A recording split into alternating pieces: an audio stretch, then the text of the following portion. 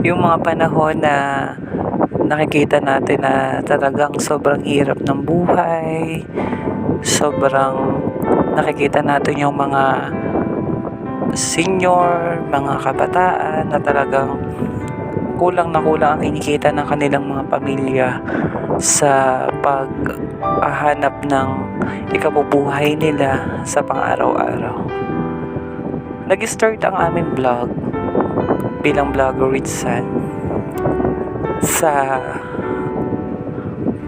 pagyakap sa talagang nangangailangan, yung pagyakap sa mga lubos na talagang walang-wala.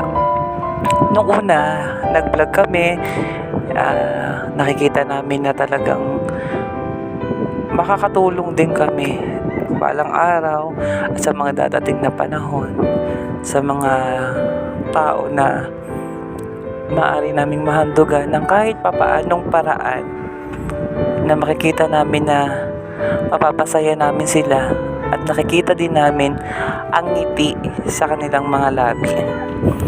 Yung nakikita namin silang mahandugan namin sila ng kahit papaano, mahandugan namin sila ng bigas, grocery, napakasarap sa pakiramdam ng tumulong, lalo na't si Vlogger Rizza na isang ordinaryong tao. Minsan, may mga time na pinanghihinaan ka ng loob bilang vlogger sa kukuha ng pambigay, pambili ng mga bigas na ihahandog mo sa mga nakikita mo na talagang gusto mong tulungan.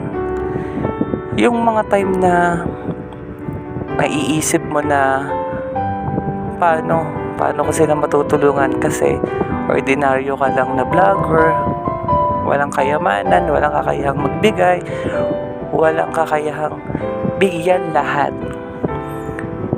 Yung time na napapanghinaan ka na ng loob, yung time na nawawalan ka ng lakas ng loob na tumulong pa sa lubos na nangangailangan, pero nandiyan yung mga sumusuporta sa atin, yung mga sumusuporta na handang tumulong sa mga tao at kapwa nating nangangailangan.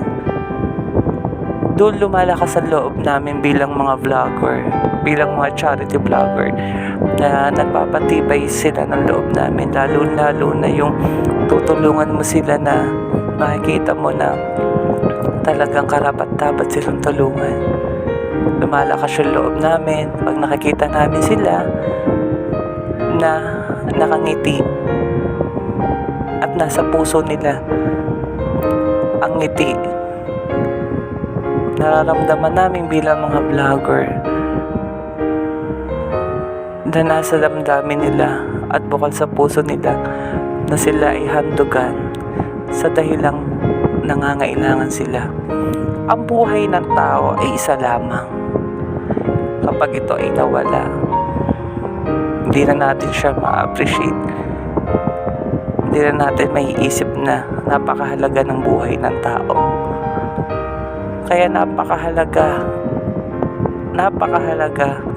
na tayo habang nabubuhay pa lamang ay gumawa na tayo ng tama para sa ating mga kapwa, sapagkat ang ating salapi ay hindi natin maisasama sa hukay. Ang ating lahat ng kayamanan ay maiiwan natin. Salapi, kayamanan, bagay, lahat ng mga material na mahalaga sa atin ay hindi natin madadala sa langit, sapagkat ang tao kapag gumawa ng kabutihan sa kapwa ay napakaganda. Lahat na nakikita nating nangangailangan, atin pong tulungan. Yung karapat-dapat at lubos na nangangailangan, dahil napakasarap sa pakiramdam nila na sila ay tulungan. Napakagaan sa pakiramdam na handugan sila ng kahit papaanong nakayanan natin. Bilang kami po ay mga vlogger, ranas po namin na kami po ay napapanghinaan ng loob, umiiyak nang walang nakakita, pumapatak ang luha sapagkat hindi namin kaya lahat matulungan. Sa pamamaraan ng mga sumusuporta sa amin bilang mga vlogger, kayo ang naging lakas namin. Sa lahat ng mga tumutulong, sumusuporta, kayo po ang nagpapatibay ng loob namin para sila po ay matulungan namin. Kami po bilang vlogger, bukal sa puso ang aming pagyakap at sa tulong ng mga sumusuporta sa aming mga vlogger ay kami po ay lumalakas ang loob sa panahong kailangan ng kapwa natin na sila yakapin at tulungan. Ang aking pong huling masasabi, tuloy-tuloy po ang pagtulong natin sa mga nangangailangan at karapat-dapat dahil kailangan po nila ang pagyakap at pagtulong natin sa kanila. Ang isang tao po kapag may nagawang kamalian sa buong buhay niya ay maaaring magbago, maaaring sa pagbabago niya ay gumawa ng kabutihan sa kapwa. Kung may nagawa man ang ibang tao na masama sa bawat oras, araw at buong buhay niyang pagkakamali sa buhay, maaari itong magbago at magbigay ng kabutihan at pagyakap sa mga nangangailangan. Hindi lahat ng tao ay 100% perfecto. Lahat po tayo ay nagkakamali. Hindi po lahat ay perfect.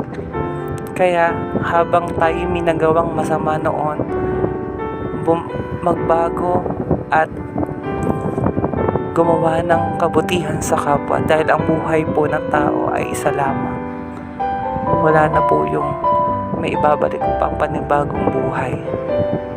Bilang isang vlogger, tayo po ay sama-samang yakapin ang nangangailangan. Yung mga panahon na nakikita natin na talagang sobrang hirap ng buhay, sobrang nakikita natin yung mga senior, mga kabataan na talagang kulang na kulang ang kinikita ng kanilang mga pamilya sa paghahanap ng ikabubuhay nila sa pang-araw-araw. Nag-start ang aming vlog bilang vlogger with San sa pagyakap sa talagang nangangailangan, yung pagyakap sa mga lubos na talagang walang-wala. Noong una, nag-vlog kami